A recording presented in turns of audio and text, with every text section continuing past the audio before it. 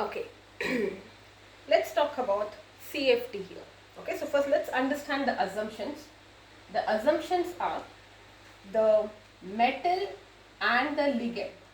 Okay, the metal ligand bond is considered to be ionic because metal is electropositive and the ligand is electronegative. So the bond is, though it is coordinate bond, the assumption is that it is purely ionic, and the reason is because of the electrostatic interaction.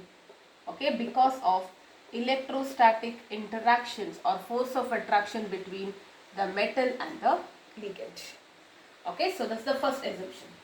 Point number 2, you are treating ligands as point charges.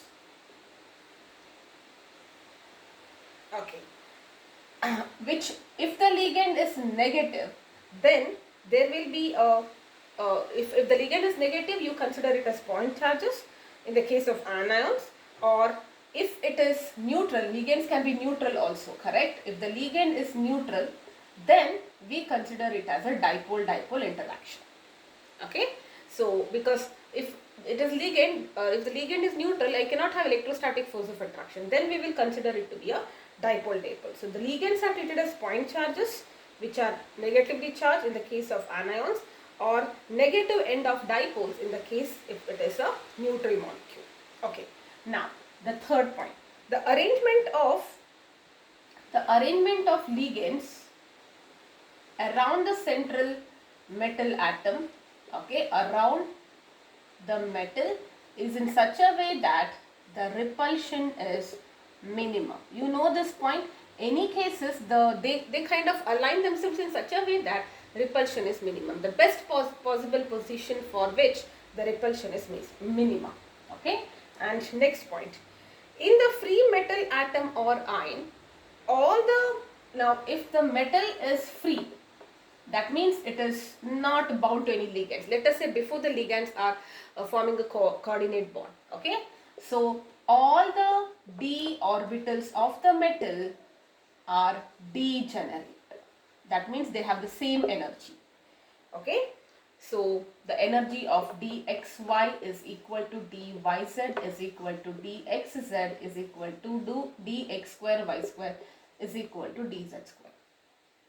Okay, and you know this, these three we will probably tell you, these three are the ones which are where the orbital is between the axis, this is along the axis. Okay, so you know the shape, I will just draw it for xy. So if I say this is your x and this is your y, so the low d orbital has this shape, so it is something like this. Okay, but if you are talking about xy square, it will be along the x and y axis like this, and dz square will be something like this. Okay, so they are along the axis.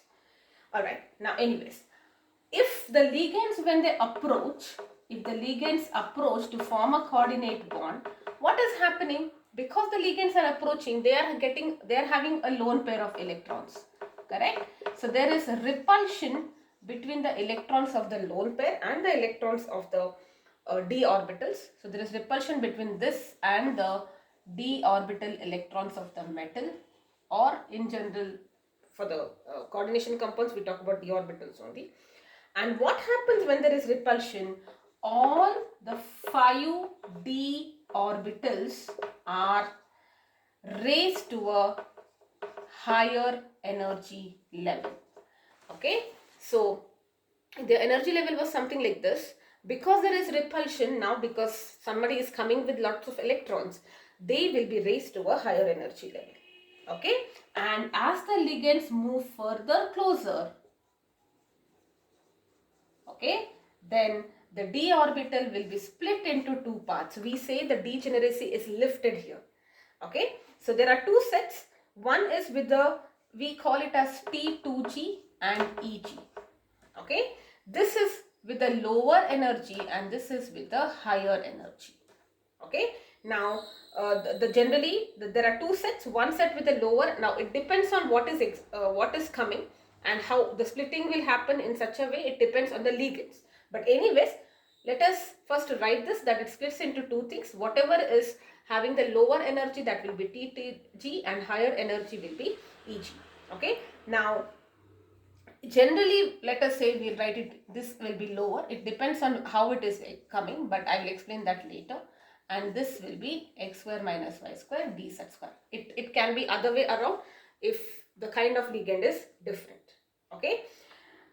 Now, this is basically the assumptions of CFT. So, neutral atom, nothing happens. Once the d orbitals come, sorry, the ligands come, they become more and more energetic, and at one point there is maximum repulsion, and the d generate orbitals. The d orbitals, they are split into two bands, T2G and EG. T2 with the lower set of energy, and this is the higher set. Okay, now before we understand this in detail, let us understand a few terms so that it becomes easier for you. Okay, so we have to understand a few terms here.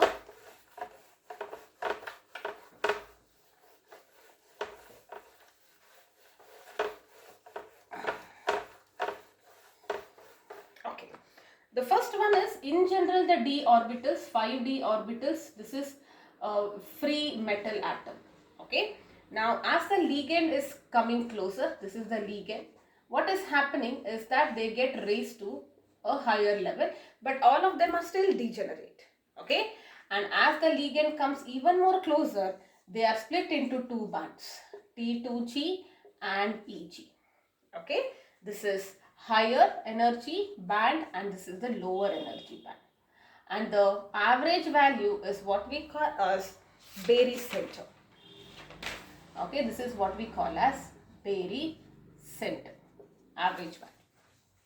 Okay, now this concept wherein there is splitting of degenerate orbitals of the metal atom when the ligands are coming closer is what we call as crystal field splitting, because the ligands, their crystal field is actually creating a splitting in the orbitals of the metal atom.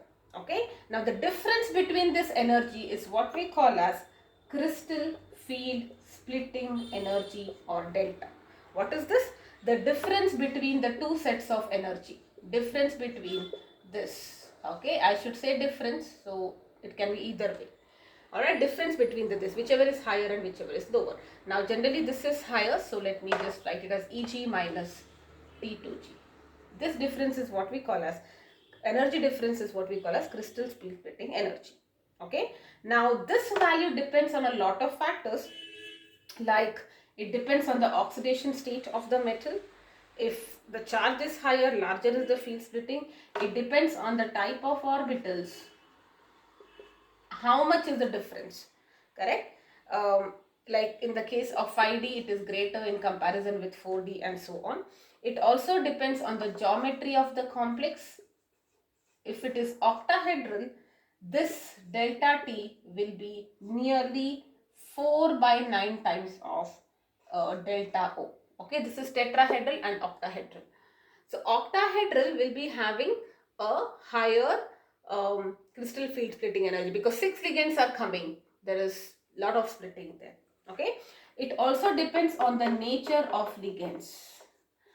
Okay, now nature of ligands, we say there are some ligands which are capable of splitting the difference, as they come, they create a greater impact.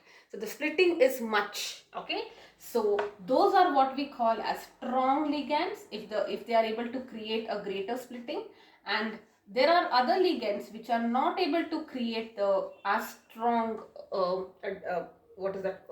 they're not able to create that impact much. So maybe the splitting is only this much. That is when we call it as weak ligands. So you just have to, there is an order. Okay, so you just have to remember that all the halos, okay, all the halos are weak. Strong, you need to know water and all are okay. Strong, you need to know anything which contains nitrogen. This is just a way to remember it. Okay, so EDTA, EN, ammonia, CN and carbonyl. Okay, this is the strongest ligand of all. Okay, and anything else are considered to be weaker ligands. Okay, now there is something also called as pairing energy. What is this pairing energy?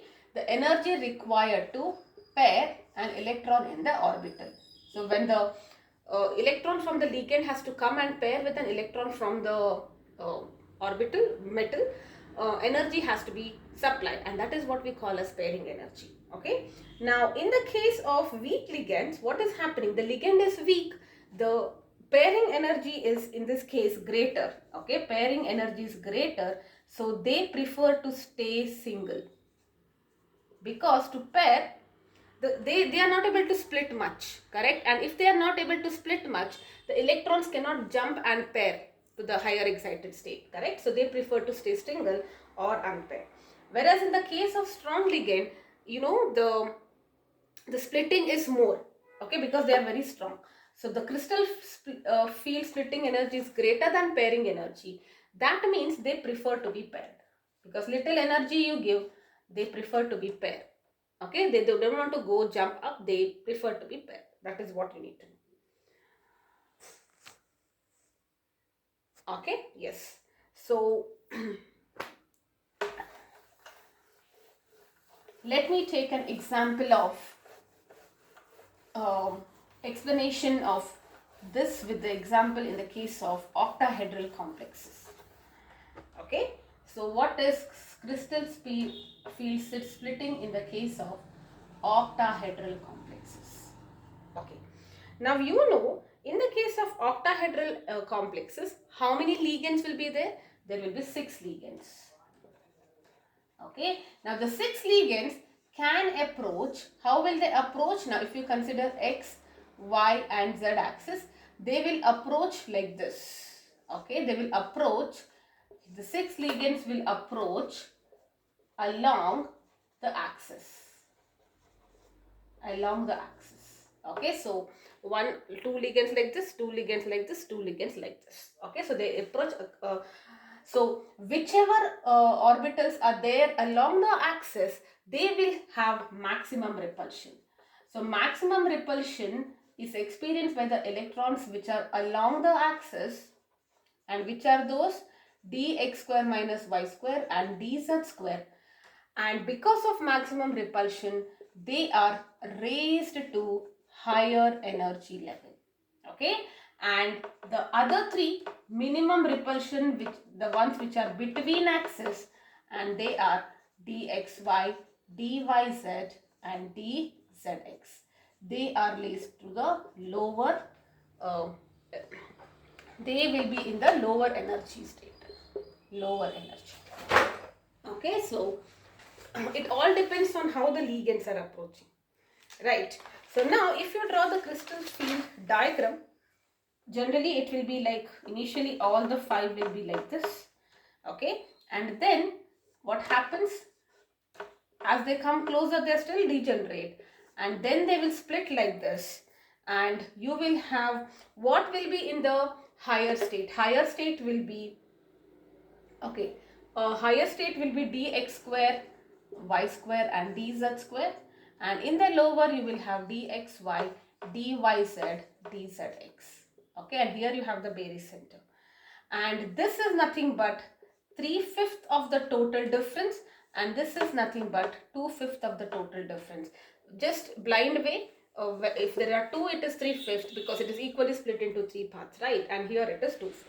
Okay, and what is this delta naught? O represents octahedral, energy difference between the EG and the T2 in the case of octa. Okay, so you can remember like octa is like 2 and 3, something like that. Okay, so first 2 comes and then 3 comes, if you want to blindly remember it. Alright, so this is the case of splitting in the case of octahedral. Okay, now in the case of tetrahedral, what will be the splitting? Let us understand that. I hope this part is clear. Okay, now what happens in the case of tetrahedral complexes?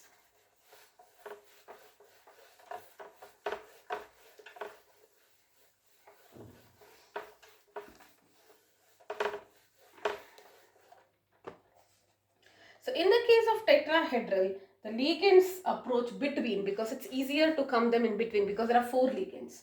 So for tetrahedral, the ligands come in between the complex, between the orbits, between the axis. What is wrong? Yes.